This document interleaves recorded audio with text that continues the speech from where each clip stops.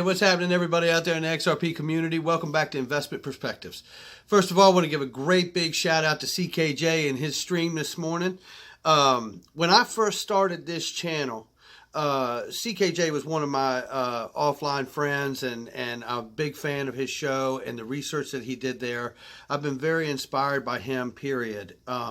He's now become what I feel like is a personal friend, and I want to congratulate him because I know that the riddles and the bearable guy stuff isn't for everybody, but I want to take a second and acknowledge for him that he's gone down that path, and he actually got pulled into some of that. And this morning, I think he dispelled for everybody what the 589 prediction was. And I'm very happy to say it is in reference to the Comex rule 589, which is exactly what I started my channel on and the first video that I ever launched here, because I've been talking to CKJ about that and anybody else who would listen since early summer, I believe. Somebody floated it through a stream. It might have been Cobb or CKJ's stream. I can't remember, but I remember it. I looked it up, and once I found it and started digging down in there, it was just something you couldn't shake, because for me, it wasn't so much the clue. The clue, obviously, is what takes you on a path. But when you start to really dig down, the thing that has stuck out about this to me is it's how traditional markets handle certain issues. So I want to just talk about this for a second, because in all of our videos, in all of our discussions, we have real discussions about market behaviors and how markets operate, how investors behave and operate, right? So I understand that that's a reach. The reason I originally intended to make that video is because I didn't believe it was a literal price prediction, and I didn't want to see people get frustrated with such a great asset like XRP and get frustrated and sell if it didn't make this magic number happen, literally, right? So I'm glad that BG123 has come out and reached out through CKJ and let everybody know that that was what he intended to say, is that it was 589, which really hints to what we have found along the way in a natural path of an investor, right? It just reaffirms that notion that we have been on the right path since the first show that we put on this channel. So that is really fantastic news, and I couldn't be happier for CKJ that BG123 has chose him as a conduit to work through, because he's a great guy, and I think the world of him, and we're going to do a lot of things together. So let's get on to some stuff that's been happening in the real market, the way real market makers and the way real traditional markets operate and behave, that can show us these things are actually parallel, or they're meeting a crossroads together, right? You're seeing however which way you've brought yourself to holding this asset. It is going to be wrapped into the traditional markets, and it is going to grow and blossom, I truly believe, just the way precious metals do. So I have with me, and I'm going to give this a try. This is the first time here on Investment Perspectives. I have a special guest, and it's Tom Chippas, who is the CEO of ErisX, and JJ Kenhana, I believe, who does the Real Talk for TD Ameritrade. And what I want to play for you now is a segment of the CEO of ErisX, which is the crypto platform for TD Ameritrade and others, right? And he's going to tell you what he thinks about what ErisX is trying to do, and you tell me if this sounds like commodities market to you.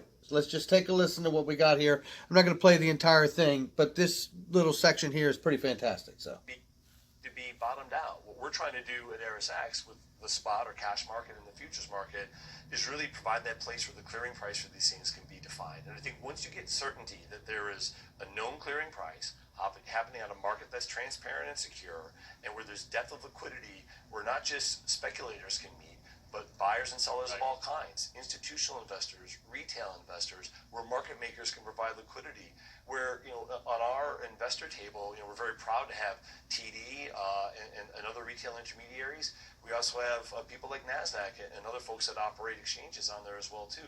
But we also have Bitmain, who's the largest Bitcoin miner out there. And I think when you start to see the producer of these tokens coming in and getting involved with people like ErisX, I think it starts to tell you we're building a real market. It isn't just SPY versus SPY. It's really, traders, investors, market makers, producers. It starts to look like a commodity market, and from there I get certainty of price. And I think once that falls into place, a lot of these other questions about how a derivative product is valued will be easily answered. I agree, and I think you got.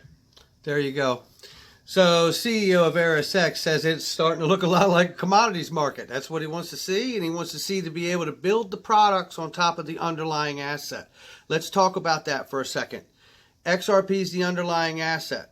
So as a commodity, it comes in. Picture it just like you would gold. Now they're going to build products on top of that.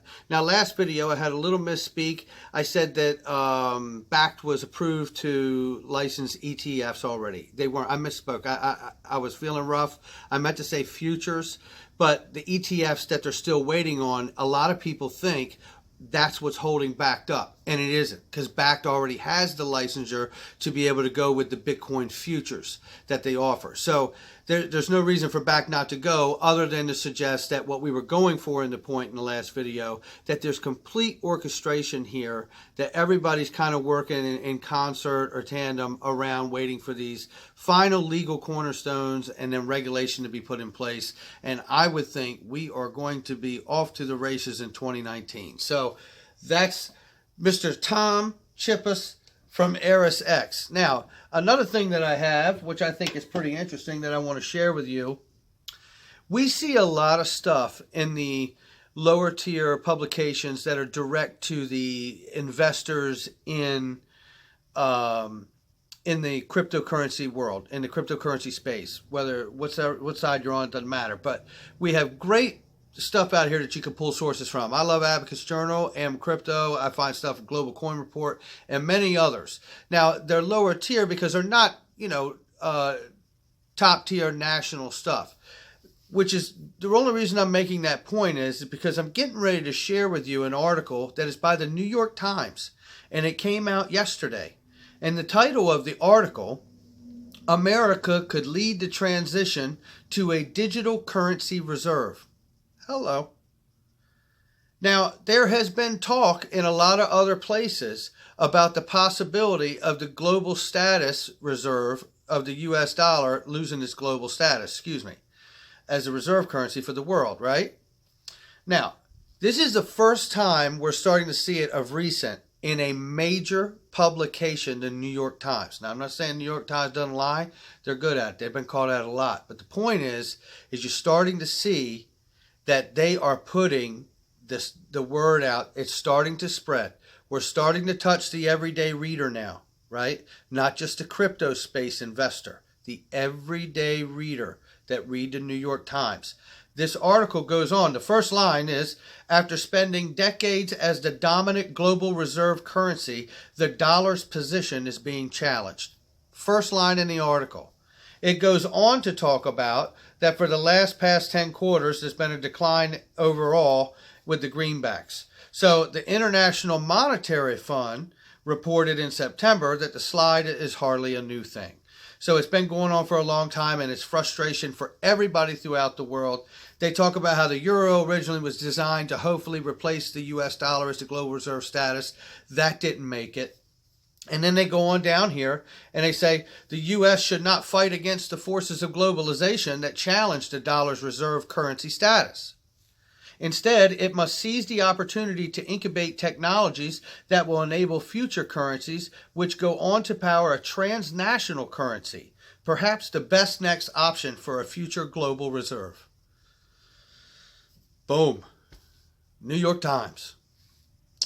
I think we're starting to see this is the doors getting open to start waking up everybody out here who thinks Bitcoin's a scam, and they think Bitcoin is like the poster child name to represent the entire crypto space because they don't understand what the space even is.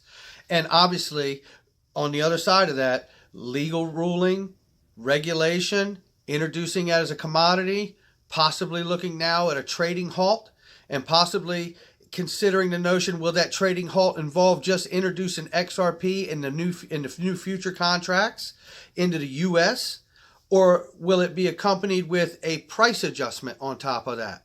Could it be the entire commodities market that gets halted? The goal is globalization and tracking everybody. We got the JP Morgan civil lawsuit that we just talked about last video.